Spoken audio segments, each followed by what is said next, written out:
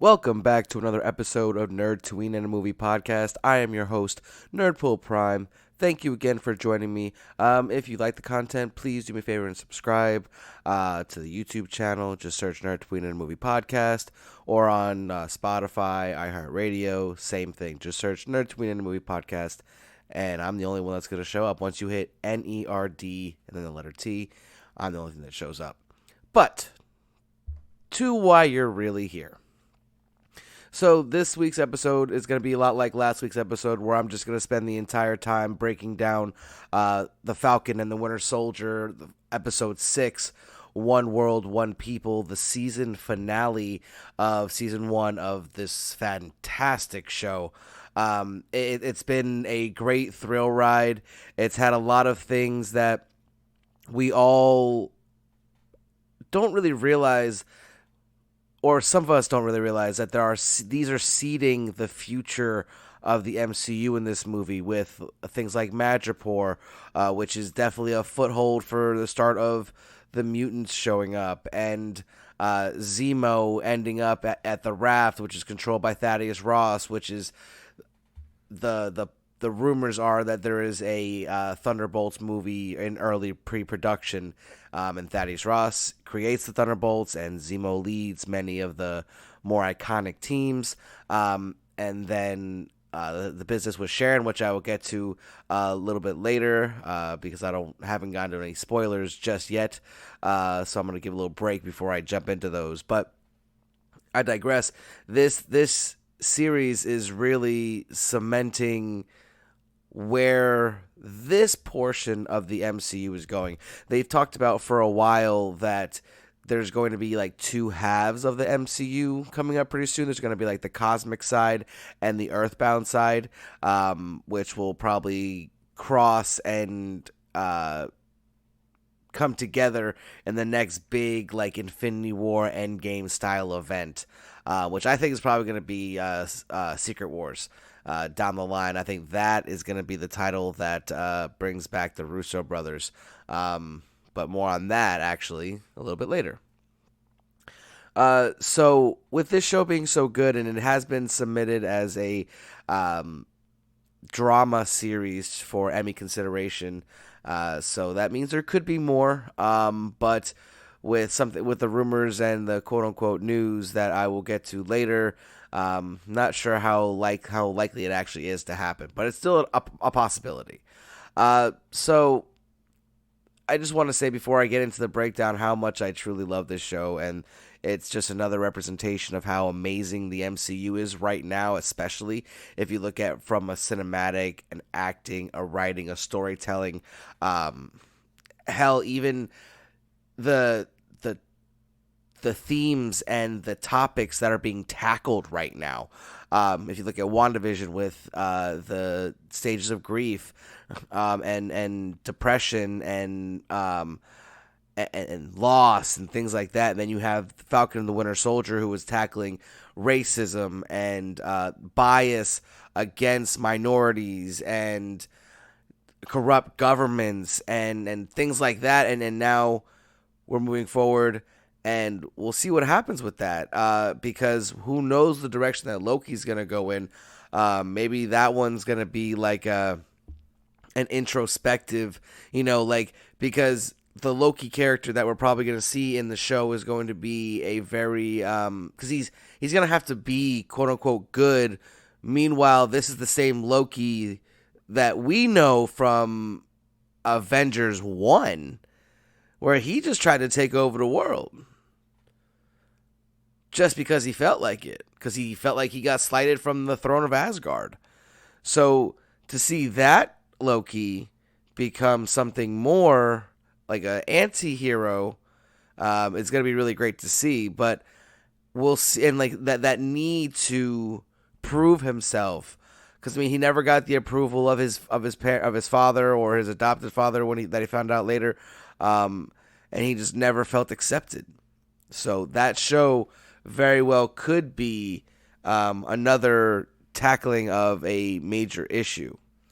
But that being said, let's get to the breakdown of this season finale of this fantastic show. So if you have not seen the episode of Falcon and the Winter Soldier, episode 6, the season finale, do me a favor and go ahead and back out now, so because I don't want to ruin anything for you. On all my pages and everything, I do a 48-hour spoiler ban from the moment it releases. So from 3 a.m. Friday morning or Thursday night, depending on your lifestyle choices. So that being said, I'm going to get into some spoiler territory at this point. So if you have not heard, have not watched the show, please go ahead and back out now. Are you still here?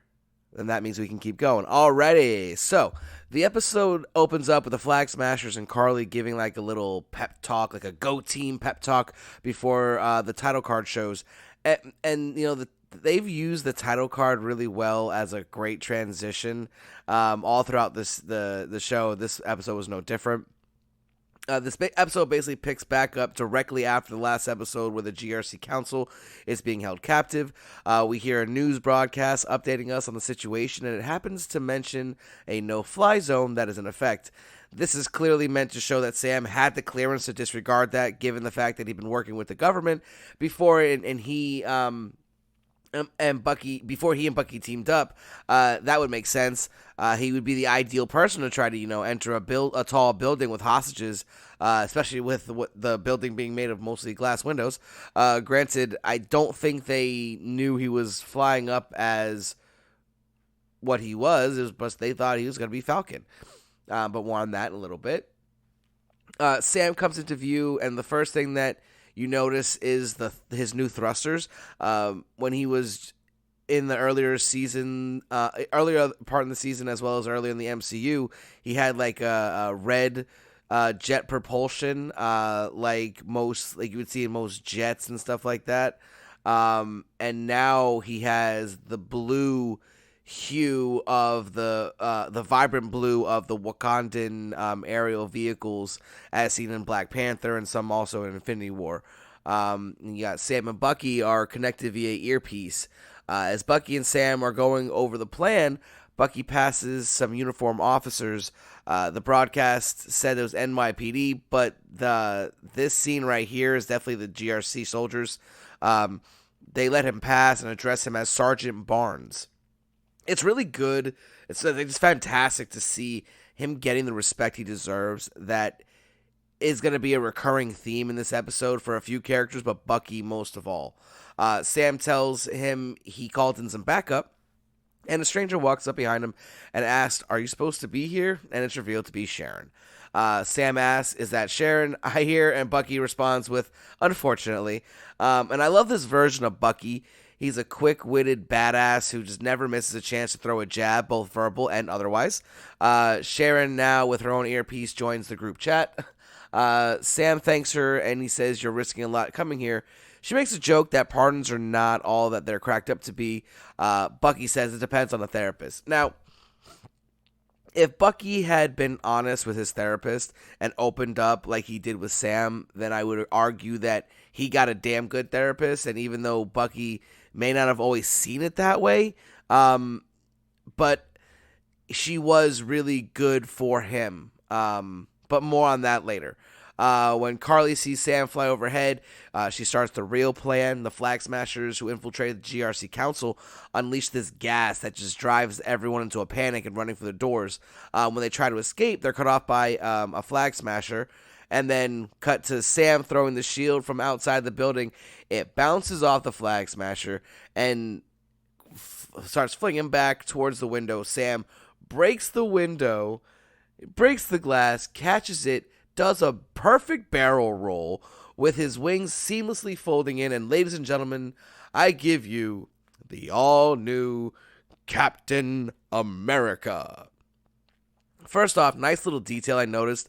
The frames of the windows, which were basically the walls, can be seen, like they're broken, like right behind Sam. And that so that shows that his wings made that hole there. And that's the subtle little minor details of this show that is just absolutely top notch.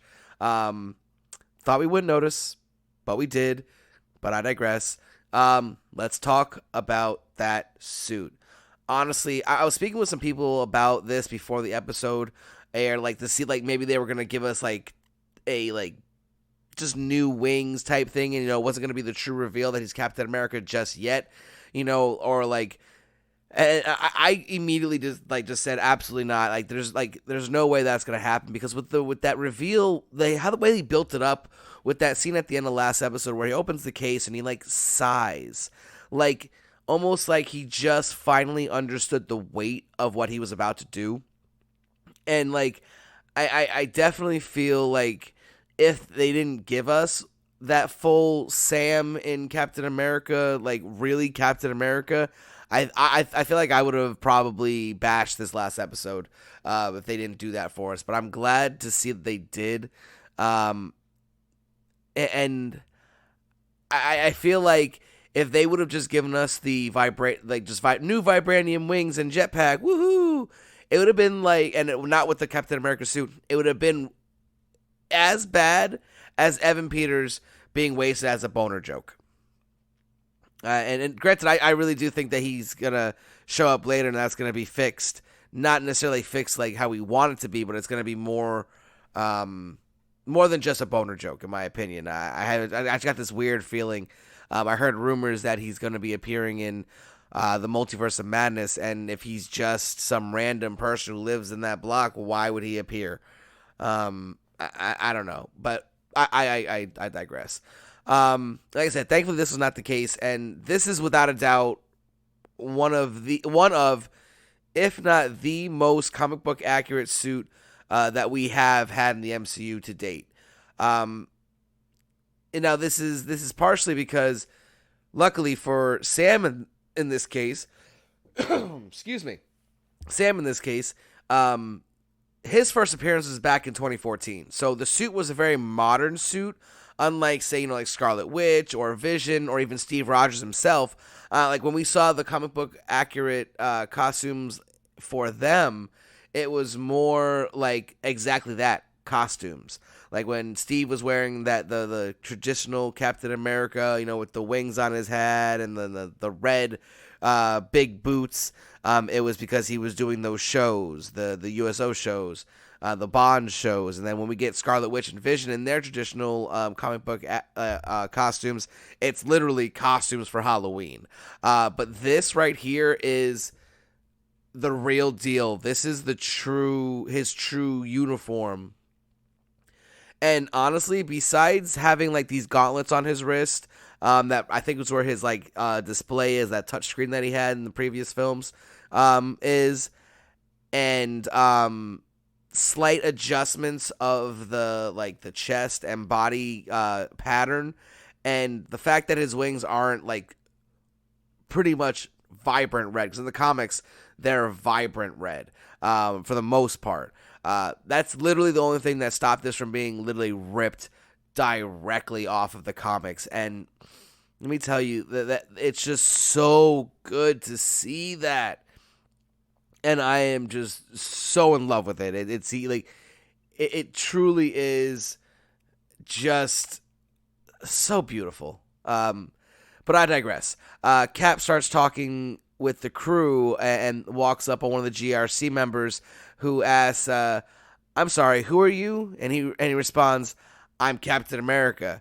And we get a call back to the Joaquin Torres line in episode 1. I thought Captain America was on the moon. And it's gonna be funny.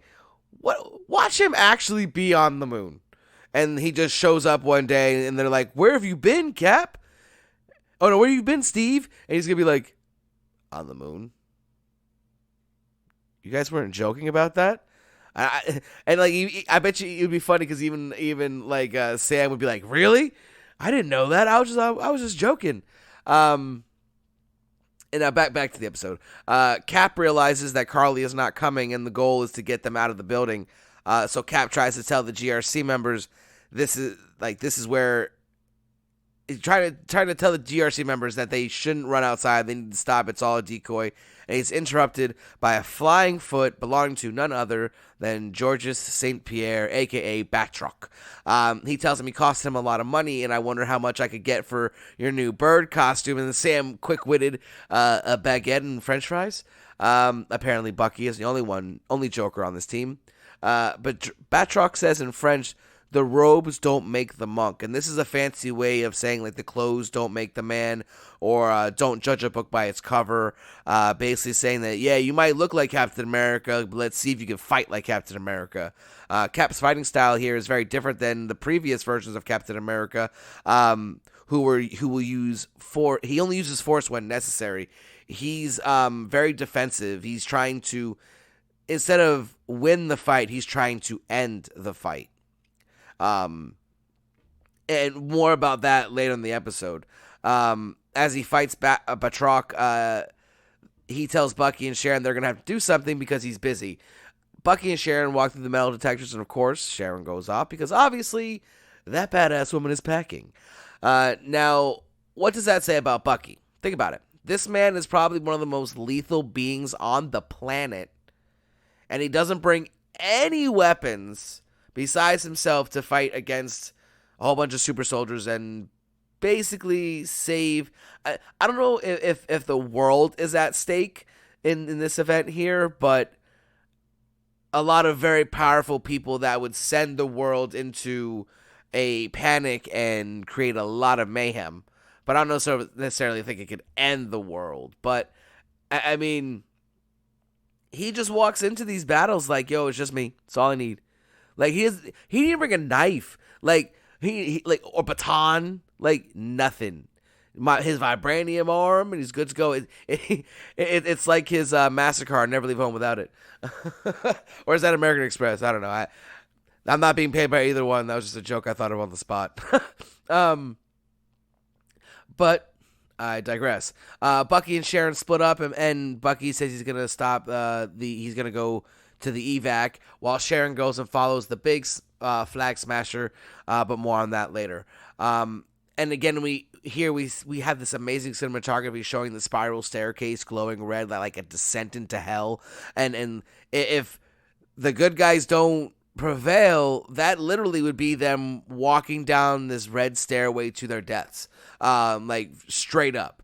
And now I want to take a step back and think about this. You need to realize just how prepared Carly and the Flag Smashers were. They had people already in place for the only 2 evacuations that there were. Like, there was 2 different teams, one that were getting dispersed through the basement with the trucks, and then one on the chopper. She had people in place there prior to them even taking control of the council in the first place. So either she's got some really sick intel, or she just figured everything out on the spot, and that's just a little strange to me. But more on that later. Pardon me while I take a swig of my beverage. Okay. So Carly calls an associate that was in the right place to hand Bucky a phone. Carly asks him if he's tired of fighting for the wrong side. And she calls him Mr. Barnes, even when she's basically dissing him, still showing Bucky the respect he deserves. The entire conversation, Carly was throwing jab after jab, asking me if he ever fought for something bigger than himself. No, Carly. World War II and the Battle of Wakanda and subsequently Endgame, those aren't big things that are bigger than himself, but those would be 3 perfect examples. Bucky fires back and says all he tries to do, that is all he tries to do, and he's failed twice. Now, that is a reference to his quote-unquote death in Captain America during World War II and his dusting at the hand of Thanos, and then at the end of Infinity War, and then also his subsequent contributions to the victory in the battle during Endgame. So right now he's batting .333, which would put him in as one of the best hitters in baseball. But when the fate of the world is on the line, that's not good enough. So if he, does this here, Maybe he evens it out. He goes batting 500. That's legendary status right there.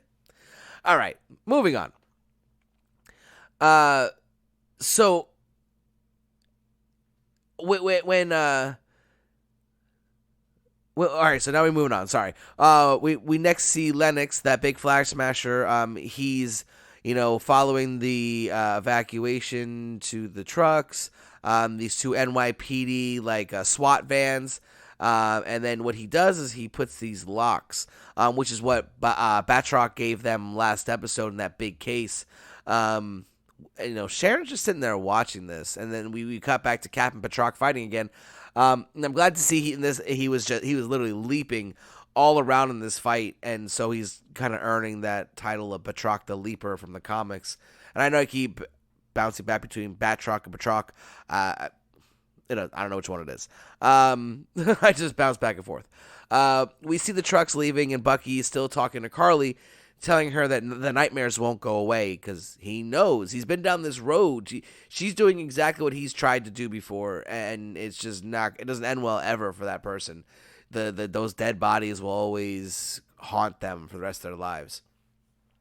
And credit to Erin Kellerman.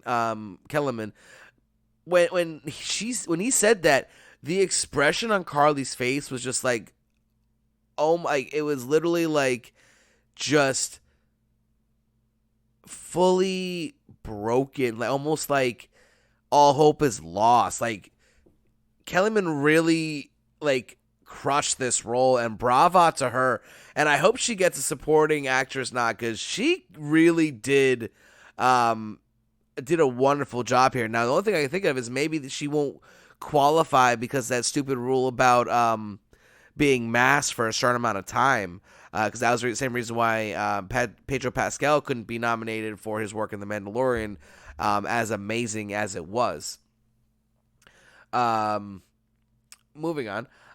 So Bucky tries to talk her down and convince her not to go through with it, and showing true character growth. And because and this is why I was talking about static characters versus what's the other one? Okay, so dynamic. There we go. Static versus dynamic. The characters in this show have been incredibly dynamic. What I mean by that is they've changed. Like static is something they just stay the same one note character. These other dynamics show growth and change over a actual character arc, and these characters here have done that. I mean, first, when we first see Carly, she's like this almost scared little girl that's trying to even though it was an act, but it was at the same time how we first saw her.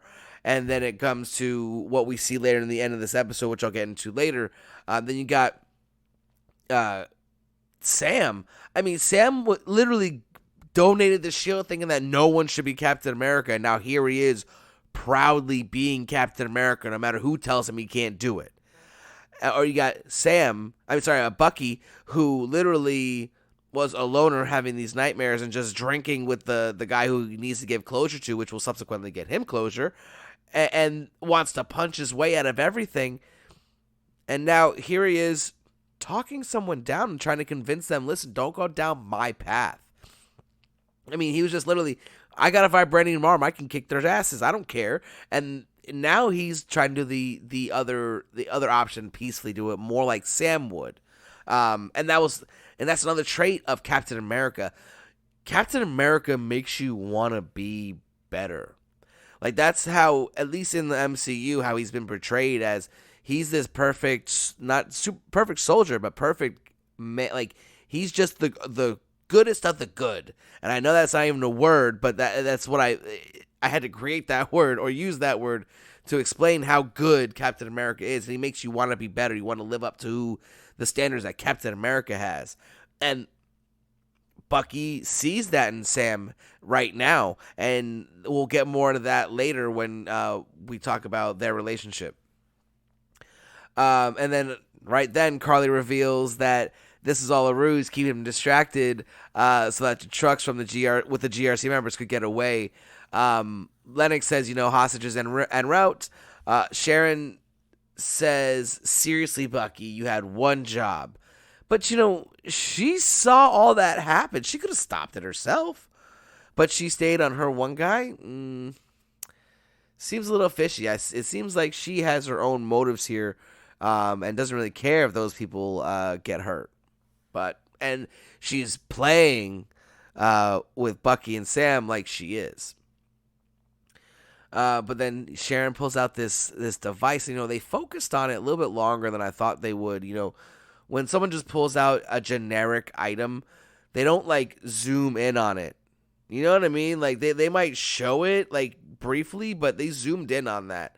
And then, excuse me. And then shortly after, she walks into Lennox and I'm sorry, I didn't see you there. Playing off the damsel in distress thing that she does really well. Shortly after that, he starts driving away and then abruptly crashes, and Sharon walks away with this devilish smirk on her face. When we get a close look at Lennox, his skin is literally melting away in this green smoke. And something about the way they framed it, and when they made a point to show it coming out of the window, I feel like that's important, and I feel it may come back at some point. More on that in the future as the story develops. Sharon tells him that she took out her guy, and Bucky, not Bucky, Cap is fighting Batroc still, and he asks how she did it, and she says mercury vapor, amongst other things. I don't know how I feel about that. That seems like a BS answer she just said, and no one questioned her because they're in the middle of doing other stuff. And then, she just literally walks out of the front door of this building that was literally just taken over and locked down. But she's on the run and no one stopped her as she walked out. No one's paying attention to the front door.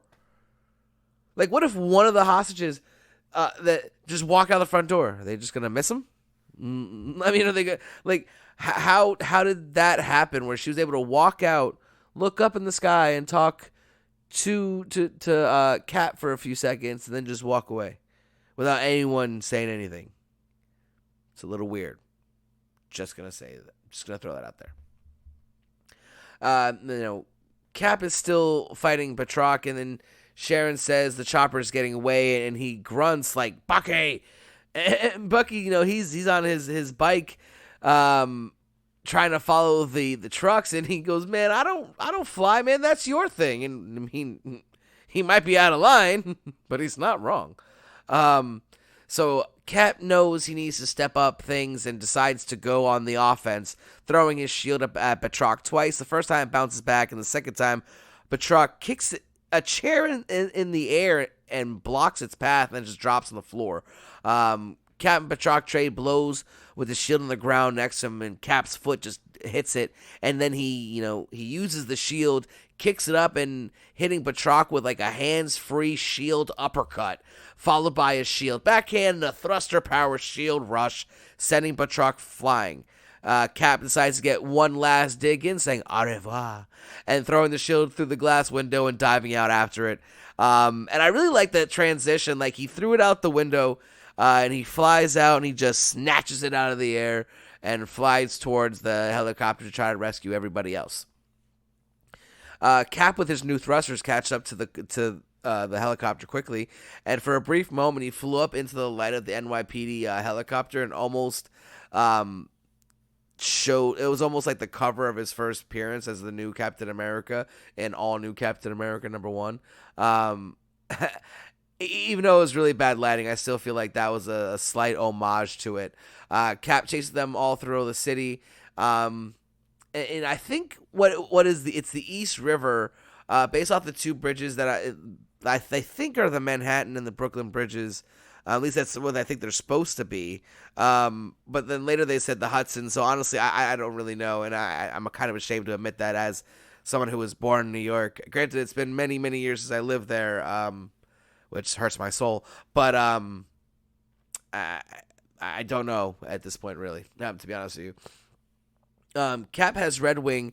He goes, Red Wing. Find out if anyone has any flight experience. Now I wonder if Red Wing is now like enhanced with Wakandan tech, or if it's still just based off the second best tech on the planet, with Stark tech.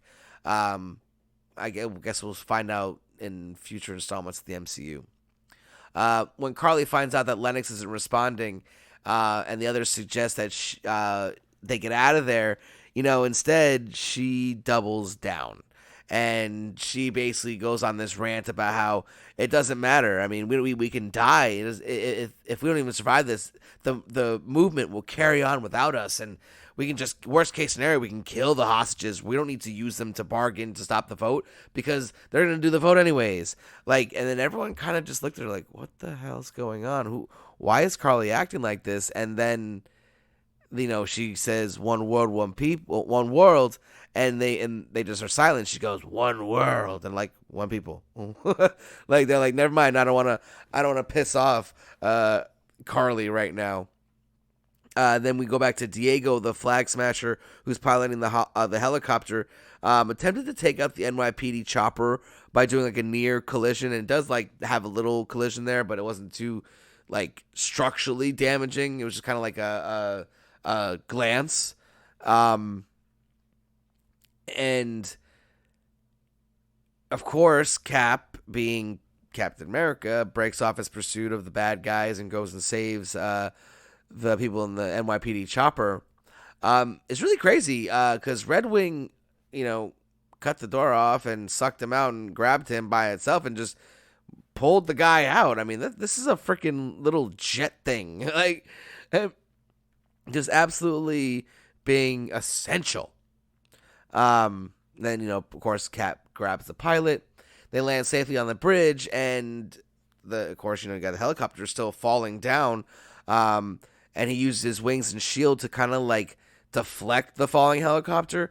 And he kind of like just shrugged it off, really. Like, it did like almost like a skip off of it.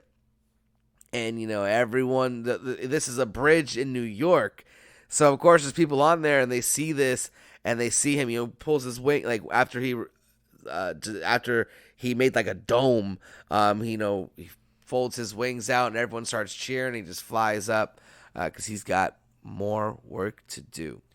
Carly and the Flag Smashers try to hijack the trucks, and before they can get away, here comes Bucky to do this crazy motorcycle-assisted solo fastball special directly into one of the Flag Smashers. Bucky starts fighting one of them, and Carly, growls in frustration and gets out the truck and says, we need a diversion, and she says, give him someone to save, and she suggests that they light it up. They set one of the trucks on fire. They literally ripped off the gas can from the motorcycle and create a spark with like a crowbar or something. It's a piece of metal to create a spark. The whole truck goes up in flames. Bucky goes over there and tries to just rip off the door, and he can't due to that lock that Lennox put on there.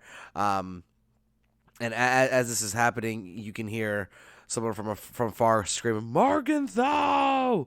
Enter John Walker, dressed as Captain America, with his new home-forged shield, and he says, let's finish this. Carly, first tries to apologize for killing Lamar, saying she didn't mean to kill his friend. She didn't want to hurt people that don't matter. And, of course, John takes offense to that, and he replies, what, you think Lamar's life didn't matter? And she basically tells him not to her fight. I mean, not saying that his life in general was forfeit, but in her grand scheme of things, he doesn't matter. So he threw the shield at Carly, and she just flat out kicks it away, and it bounces. And then when it hits the ground, it has this almost like cheap metal sound when it hits the ground. I'm guessing to have some more distinction between the vibranium shield and this home forged shield.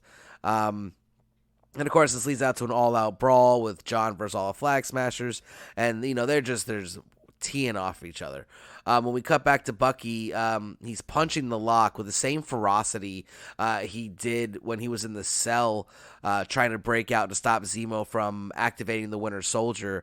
Then, after punching it for a while, he uses his strength and vibranium arm to rip the door off. Walker's he puts up a valiant fight, gets some good shots in, but then they just overpower him. There's too many of them, and he just starts getting the crap kicked out of him while he's on the ground. Then we get another really stunning shot, two shots actually.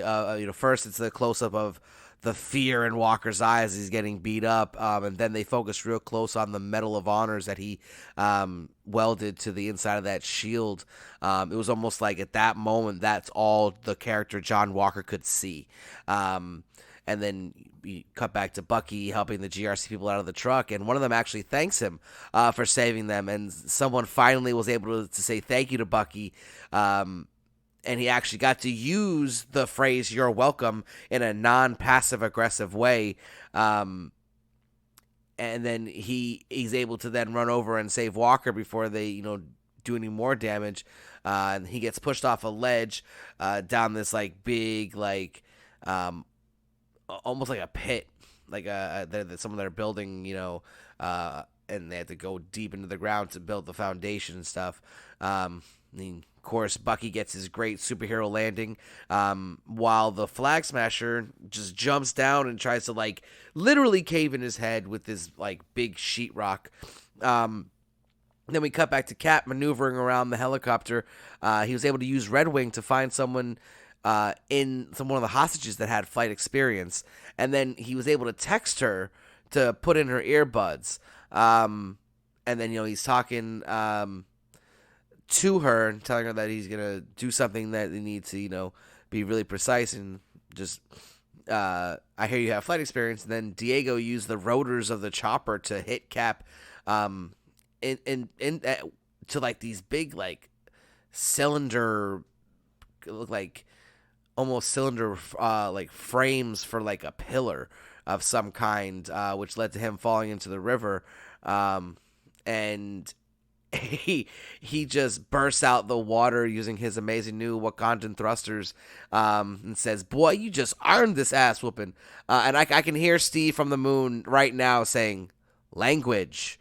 Cap orchestrates this precision move with Isla. The shield pops out of its holster on his back, and he catches it and does this super flip throw move, which breaks the door, comes back to him, and then before he does this tackle spear maneuver, getting Diego out of the helicopter, throwing him into the river, and Isla takes the controls and flies safely away, while Cap is giving her words of appreciation and letting her know she did a great job. We cut back to Walker fighting the Flag Smashers.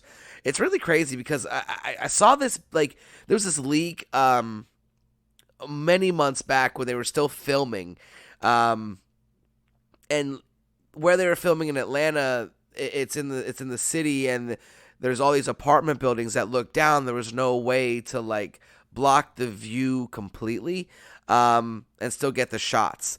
And it's just nuts seeing that these clips and the subsequent photos that circled around the internet. We're all looking at this trying to figure out what's going on. We think it's just some random battle, not knowing that it's literally the end fight scene in the season finale, which is it's kind of crazy. Because I have this thing on all my pages, 48-hour spoiler ban for any new show that comes out. I do everything in my power to not spoil anything for anyone, and I get a lot of flack for this online. People try to aggressively, post on those spoiler warning pages, posts that I have with spoilers, and they just come at me aggressively, who cares, and I care. I mean, and me as someone who does this podcast and has multiple nerd pages on Instagram and is active in searching out leaks and searching out things, I'm not gonna get spoiled, okay? Like I act if I get spoiled, it's my own fault because I literally went looking for it. So when I post those things asking people to give everyone the chance to watch the shows, give them at least 48 hours. That's not too much to ask. I mean, 48 hours like so my time 48 hours would be from 3 a.m. Friday morning. I don't think that's too hard to ask. I mean, Sunday afternoon. You want to be courteous? Wait till Monday, just to be even safer. Like I, I literally record my podcast usually and have it posted for first thing Sunday morning. Um, Granted, it always has spoiler warnings. If you click on it and didn't hear the warnings, that's on you. But people like I don't understand why they do this. Like the episode debuts at 3 a.m. and by 4 a.m. there's spoilers all over Instagram. We're trying to be the first people to like have the new cool thing. And listen, I love being on the front end of a spoiler or something like that. And not necessarily a spoiler, but like a theory or like set photos or stuff like that. Like I'm real quick to like try to find stuff like that. And I just don't understand why people feel the need to post that stuff. But I'm getting off topic. Let me get back into the episode. Carly and Walker, they go toe to toe for a second. They get a few nice shots in each. But her maneuverability being smaller than John, able to maneuver in and out of the environment they were in, allowed her to escape. And then she, gets in the driver's seat of the truck and takes off. And then we cut back to Bucky still fighting one of the Flag Smashers. And they're literally using like these like big slabs of sheetrock as like baseball bats. And then we see Carly she tries to drive the truck right off of that ledge that Bucky just fell down, so to kill all the hostages in there. And Walker runs up on the scene, right? He looks at Carly, he looks at the truck, and he has this moment, like this big life decision moment, and he he has this realization. He shakes out the cobwebs and does the right thing. Like his shield just falls to the ground, and he tries to pull the truck up back off the ledge by himself. And if it wasn't for the Carly and the Flag Smashers, he would have been able to do it. I mean, he was holding with one arm and like punching the people away, trying to push them off until they pulled him down into the pit with him. And before the truck can fall, of course, come to save the day, Captain America. He catches it. Excuse me. And with the assist of Red Wing, which it looked like it split into two separate like thrusters and latched onto the truck and pushed up. And then, when he finished pushing it up, all of New York is there cheering. And this older black gentleman with the gray hair says, "Hell yeah, that's Black Falcon." And the guy next to him who's filming is like, "Nah, man, that's Captain America." And, and I wonder if that is that kid who called Sam Black Falcon in the earlier episodes. I wonder if he is his grandfather, because I think he's a little too old to be his dad. But I think that'd be really cool if somehow we can track down the answer to that to see if they're related, because that'd be funny. Maybe that's his son now standing next to him, and that was his father. Who knows? I think that'd be really cool if we find that out later on. But I digress again. And then, Carly throws like a rod at Bucky like a spear, and he just catches it. And then seconds later, Cap decides to play pinball with the Flag Smashers, hitting them all with a shield, catching it, landing next to him. And, and Carly just like, she takes off her mask, just has this look of just straight up disgust and just appalled seeing Cap wearing the Stars and Stripes like that. And she says, you of all people bought into their bullshit. Like, Cap responds with, "I'm trying something different. Maybe you should do the same." And he's right. Like, what she's doing isn't working. She might have a good cause, but it's not working. And we'll see there is a proper way to do that later. We'll get to that. Their little meeting is interrupted by Batroc he shoots some smoke grenades into the pit, letting Carly escape. And then Cap uses his new Wakandan tech and turns on his Predator vision, the Predator tracking system, to follow their footsteps and chase after him. Bucky says to Sharon their position with no response, and they split up. Walker with Bucky. Walker runs off. Bucky says, "I got it," basically as his babysitter, and Cap ran off by himself. And I talked about this earlier. They all have their headsets. Why didn't Sharon respond? But more on that in a second.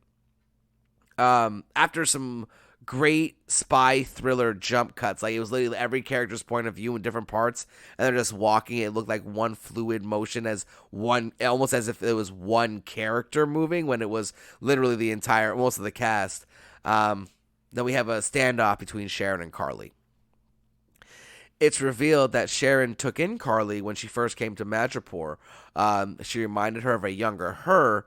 Not so sure that checks out, considering she was raised as Peggy frickin' Carter's niece, trying to be a secret agent. But moving on, Carly says she wanted to make the world better, while Sharon just wanted to hurt the world for what it had done to her. This is why I kept saying that Carly is not really a villain. She's on the same type of, let's say, villainous status as someone like Doctor Doom. Now, of course, the power level, I'm not comparing them at all, but in their methods. Doctor Doom is really Victor Von Doom, who is the king of his country, and he really just does what he thinks is right to protect his people. And his means very rarely justify the ends, but he's not really evil. He might be a villain per se, based because his desires don't really align with the worldview of what's right. But that doesn't necessarily mean that he's evil.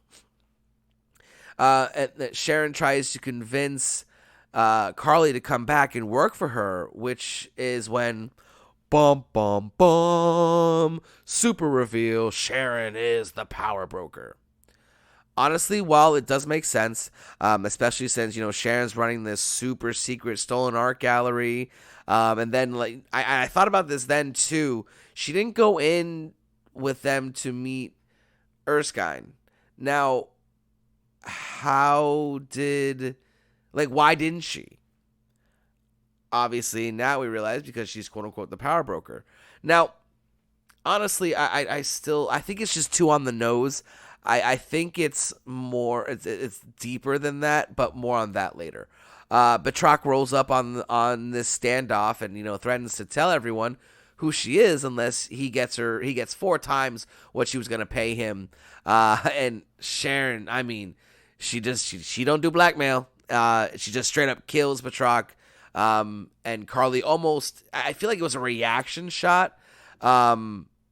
Shoots Sharon in the stomach. I feel like literally, like it was a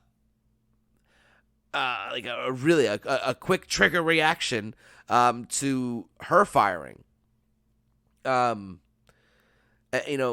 gunshot, of course, brings Cap to the scene. He tries to talk Carly down again, but she's feeling like he's trying to manipulate her based off of what happened last time when he was talking to her at that funeral. And Walker came in and messed it all up, and the whole world was watching. Carly tries to shoot Sharon, but Captain America intervenes. Carly aggressively fights, attacking Cap. And once again, Cap fights defensively. In this case, even refusing to fight her. Bucky and Walker use the Flag Smasher app to set this a brilliant trap to get the Flag Smashers, and it works like a charm. Walker says, "Mercy bears richer fruit than strict justice," which of course is a famous Abraham Lincoln quote. And Bucky calls him out on it after they walked away. Walker says, "Great quote, great man." And Bucky hits him with the, "Not when you say it." So he stares at you in endless silence if he hates you. He jokes around with you and makes fun of you if he considers you a friend, and he truly smiles and hugs you and all of the above when he sees you as family. But more on that later.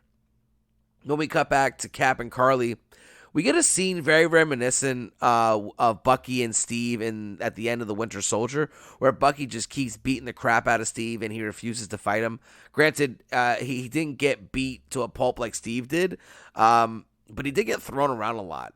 And she tells him to stay down. And of course, he responds, no.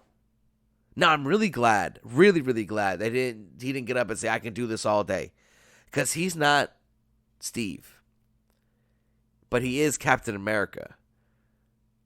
But he's definitely different. And that's, in this case, is not a slight at Steve, just a good thing about Sam as Captain America. Carly aims her gun at Cap before she can pull the trigger. Sharon shoots her.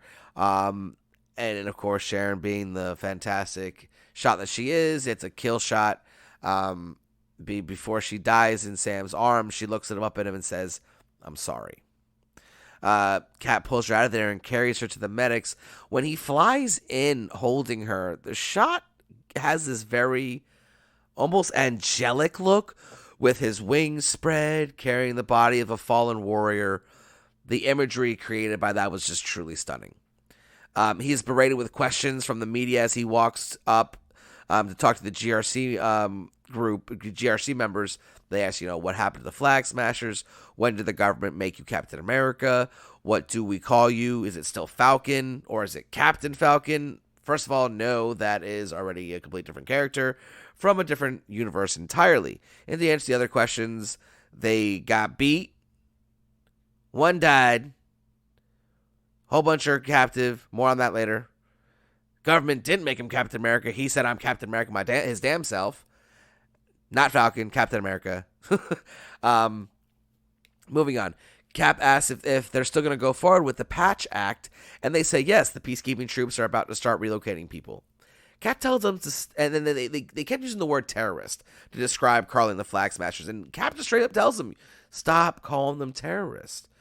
And then when they asked, what to call them, Cap brilliantly responds, your peacekeeping troops carrying weapons are forcing millions of people into settlements around the world, right? What do you think those people are going to call you?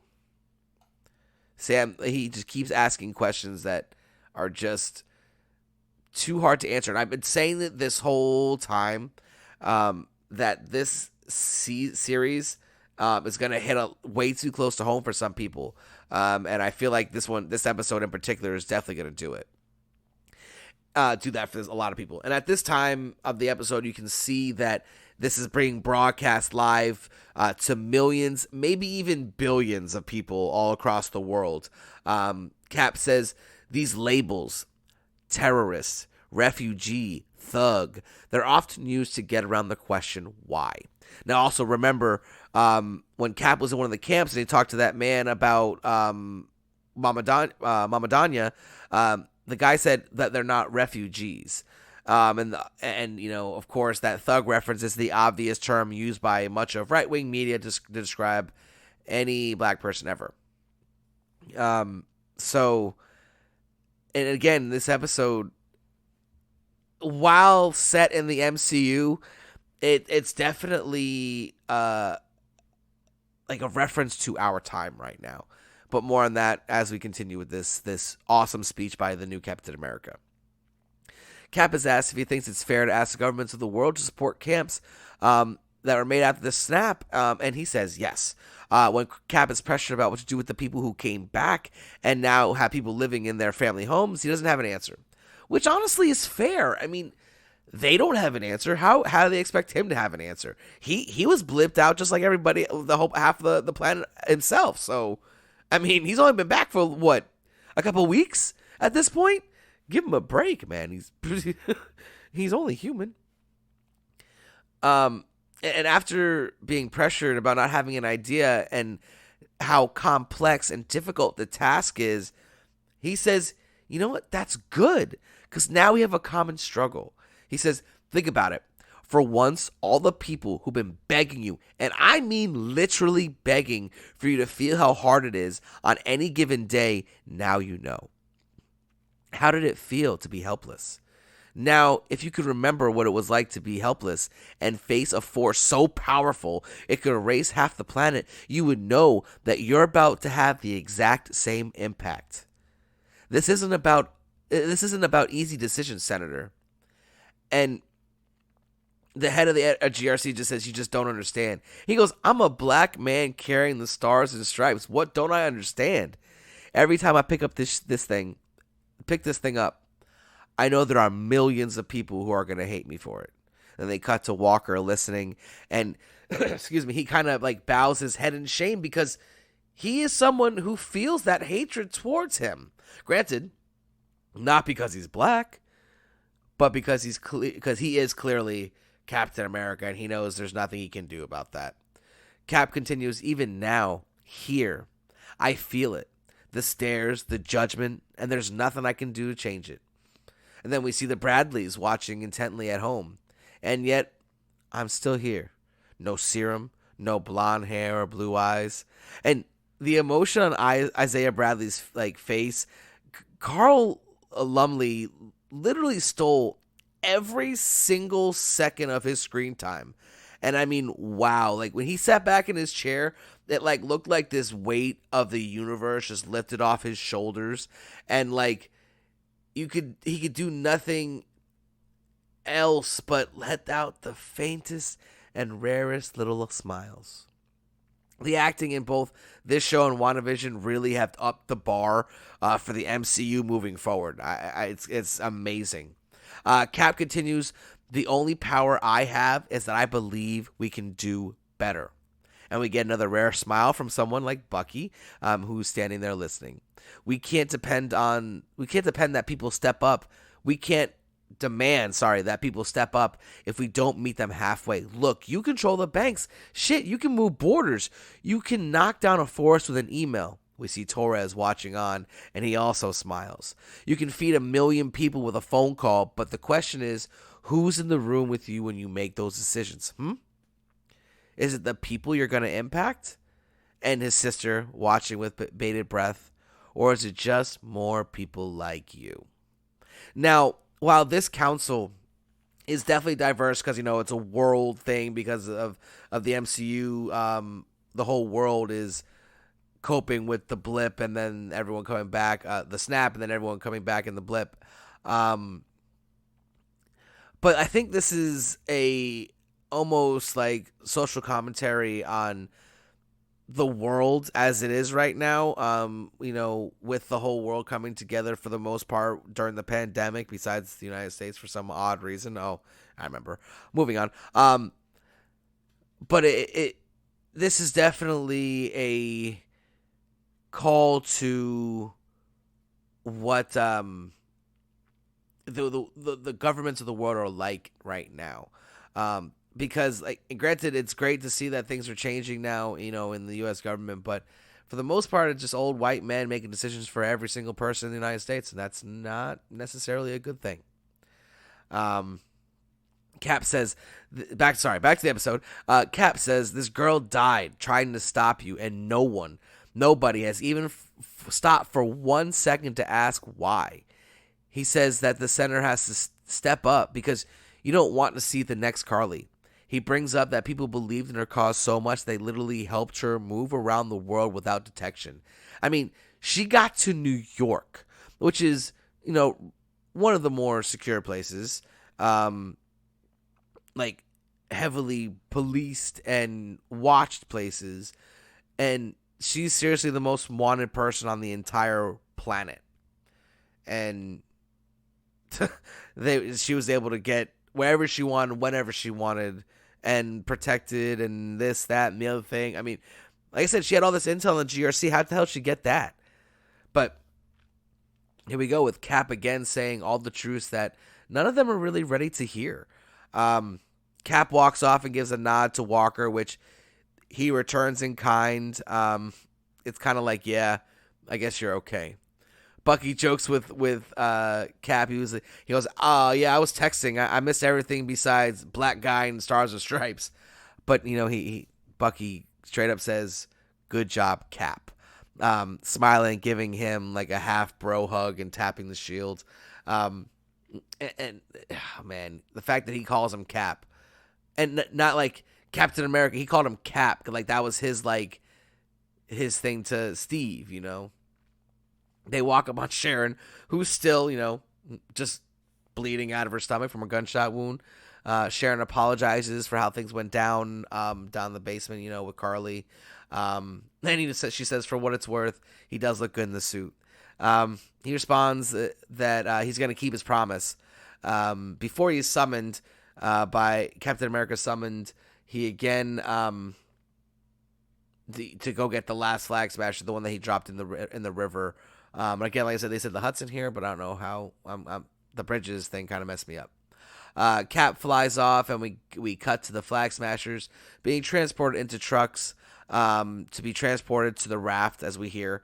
And when the guy closes the door, he leans in and says, "One world, one people." And they get a little smirk from the flag smashers in there, so you're like, "Oh man, they're gonna get away, aren't they?" And then out of nowhere, the transport just blows up, and we get another like real great like spy thriller shot of the butler.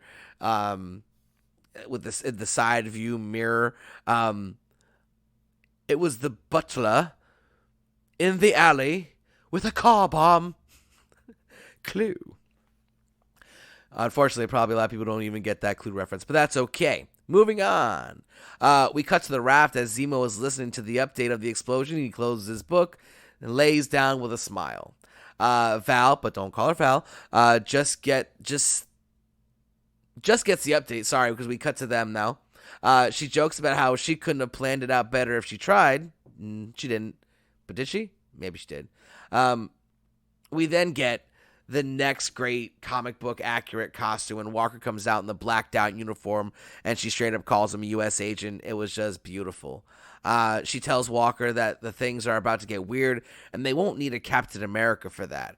I think this is a reference to the upcoming Secret Wars. Honestly, who knows at this point?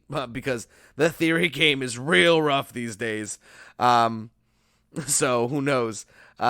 He's getting all this feeling like he's back while being in what looks like the same exact room he was humiliated in with nobody around. And honestly, with all the lights off, using only natural light as if they weren't allowed to be in there in the first place, or hiding the fact that they were in there. He thinks he's back, and she calls him U.S. agent, and he hears the U.S. agent. He thinks, "Oh yes, I'm not Captain America, but I'm still U.S. superhero."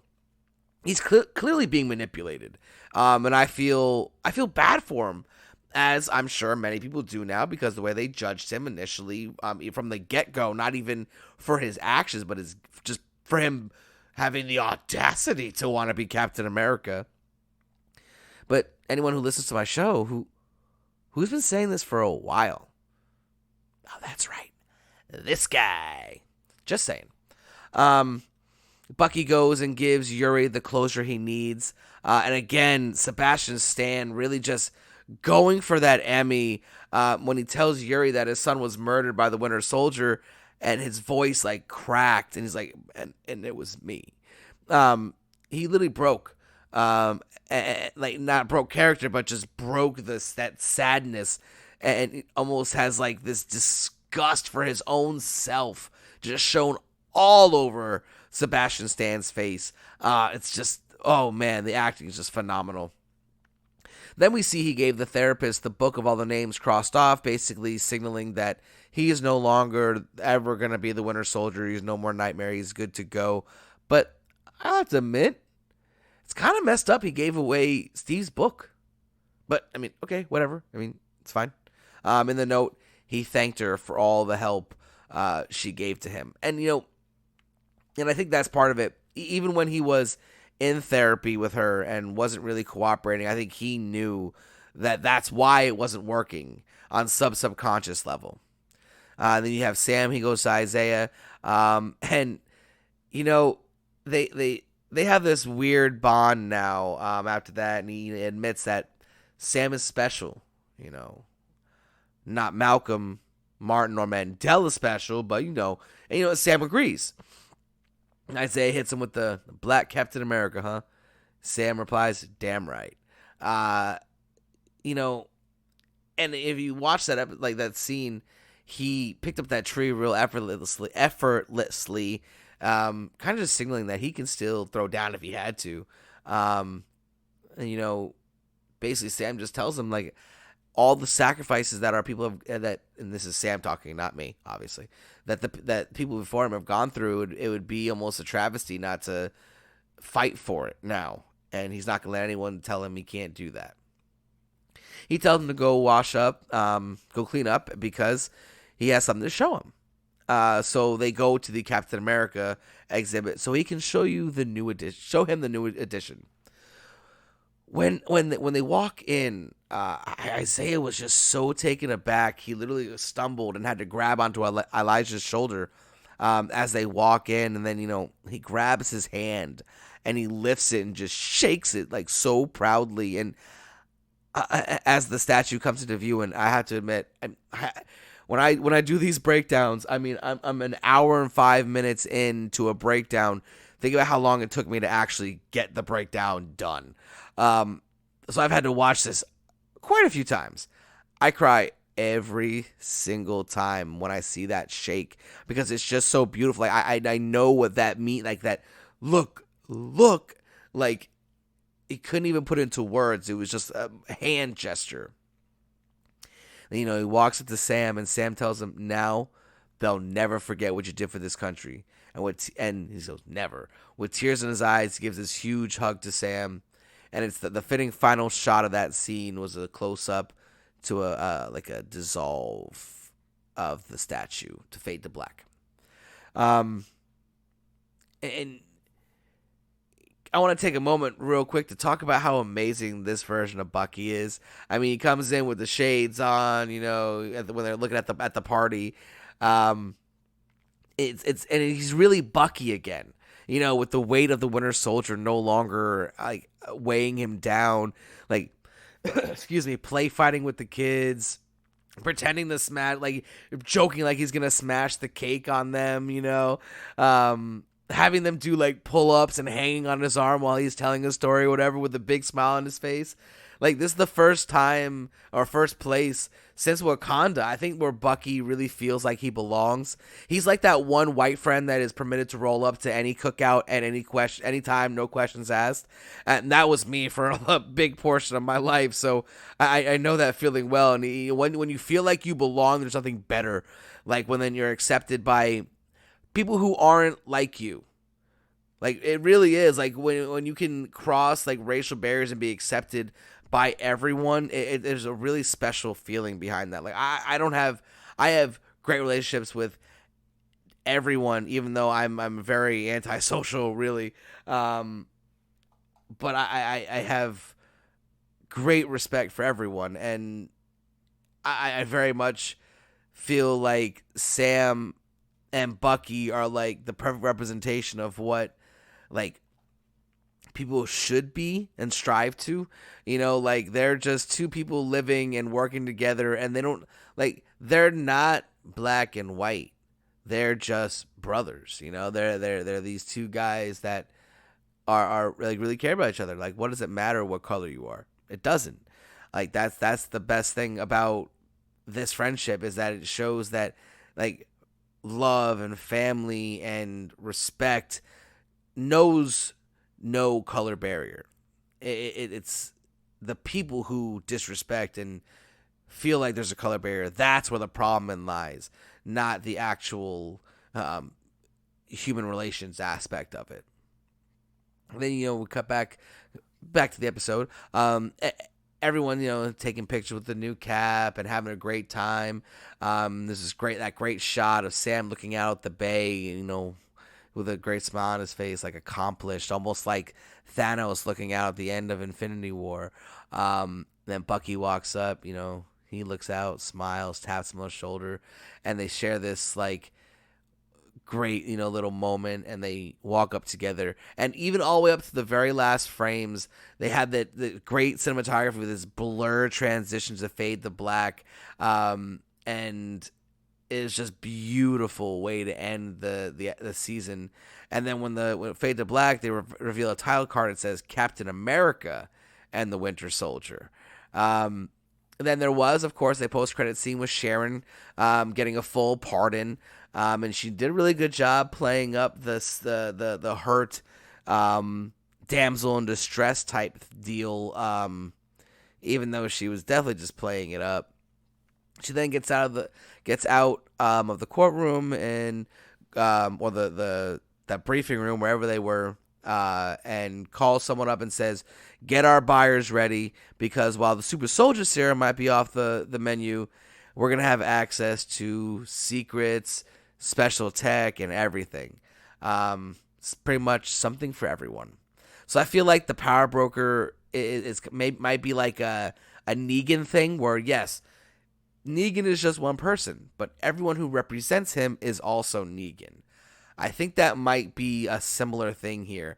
And I just feel like she has a partner, and I feel like it's Thunderbolt Ross, and he's my Mephisto character of this series. Like, I thought he was going to show up this whole time, and he wasn't even mentioned, really. I don't even think he was mentioned, now I think about it.